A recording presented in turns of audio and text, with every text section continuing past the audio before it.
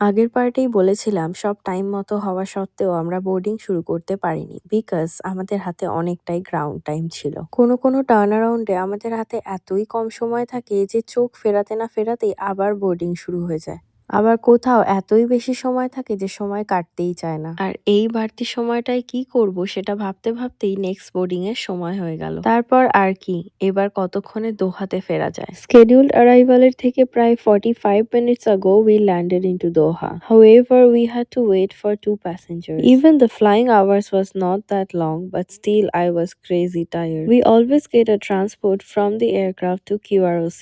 এক কথায় বললে QROC হলো আমাদের ক্যাবিন ক্রুদের এয়ারপোর্ট, যেখানে আমরা ব্যাগেজ ড্রপ করি। Also we attend the briefing. We clear the immigration as well as the security check. Sunrise না হওয়ায় তখনও চারিদিকটা অন্ধকারই হয়ে আছে। QROC পৌঁছেও আমাকে বেশ কিছুক্ষণ ওয়েট করতে হয়েছিল, সেটা নিয়েই আসছি নেক্সট পার্টে।